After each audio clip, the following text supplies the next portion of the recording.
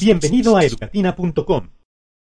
Bienvenidos, en este video se analizará cómo obtener dos tipos de cocientes notables. Entonces, en primer lugar, analizaremos el cociente notable que se obtiene al dividir la diferencia de dos cantidades que son elevadas a un mismo exponente, en este caso n, por la diferencia de las cantidades. N en este caso puede ser tanto un número par como un número impar. Por lo tanto, podemos decir que en ese sentido no tiene restricciones.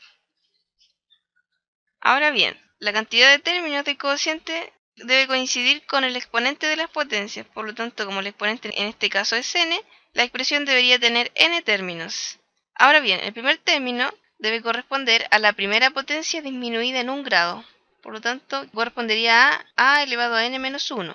Y esto debe estar multiplicada por la segunda cantidad elevada a 0. Pero como b elevado a 0 es 1, en realidad no es necesario escribirlo. Luego el siguiente término correspondería a la primera potencia disminuida en otro grado y la segunda cantidad en este caso elevada a 1.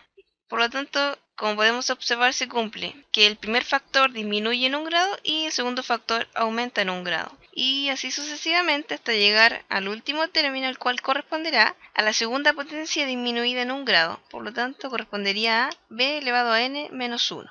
Y como ya mencionamos, la cantidad de términos de la expresión debe coincidir con el exponente de las potencias. Por lo tanto, en este caso, la expresión debería tener n términos.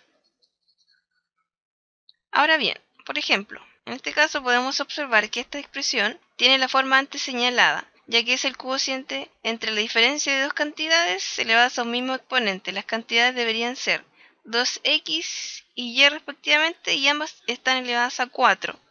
Ya que, como podemos observar, 2x elevado a 4, esto efectivamente coincide con 16x a la cuarta, y al elevar y a 4 esto también coincide con y a la cuarta. Entonces, el primer término correspondería a la primera potencia disminuida en un grado. La primera potencia tendría base 2x, disminuida en un grado quedaría 2x elevado a 3. El segundo término correspondería a la primera potencia disminuida en otro grado, por lo tanto quedaría al cuadrado, y multiplicado por y elevado a 1. Luego quedaría 2x elevado a 1 por y al cuadrado. Y finalmente el último término correspondería a y al cubo. Este sería el cociente que se obtiene al dividir estas dos expresiones. Entonces, cada factor aumenta en un grado y el otro disminuye. Y como podemos observar, la expresión efectivamente tiene 4 términos, es decir, coincide con el exponente de las potencias. Ahora bien, en este caso tenemos el cociente notable entre la suma de dos cantidades elevadas a un mismo exponente, en este caso el exponente sería n, dividida por la suma de las cantidades. En este caso n debe ser un número impar, entonces debe cumplir esa condición.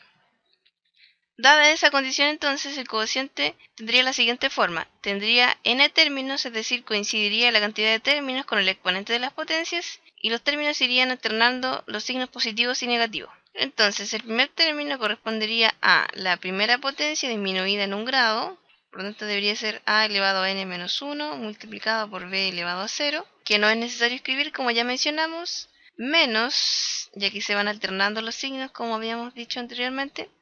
Ahora a elevado a n menos 2, y aquí disminuye en un grado la primera potencia y la segunda cantidad ahora quedaría elevada a 1. Y así sucesivamente hasta llegar al último término, el cual correspondería a b elevado a n menos 1.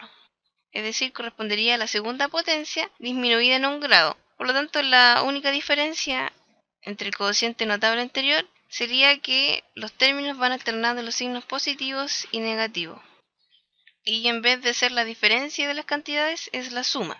Ahora bien, por ejemplo, en este caso, como podemos observar, este cociente tiene la forma antes señalada, ya que corresponde a la división de la suma de dos cantidades elevadas a un mismo exponente, y este exponente es un número impar, ya que esa debería ser la condición, debería ser un número impar, y está dividida por la suma de las cantidades. Entonces, el primer término correspondería a la primera potencia disminuida en un grado, por lo tanto correspondería a z elevado a 4. Luego el siguiente término tendría signo negativo y correspondería a z elevado a 3 por x, que es la segunda cantidad, x elevado a 1.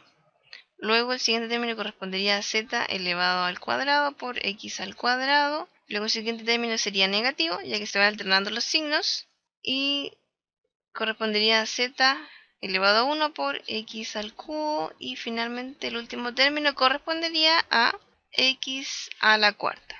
Y como podemos observar, esta expresión efectivamente tiene 5 términos, es decir, la cantidad de términos de la expresión coincide con el exponente de las potencias. Si quieres aprender más, no dejes de ver nuestros videos y no olvides suscribirte a nuestro canal y compartir este y otros videos con tus amigos.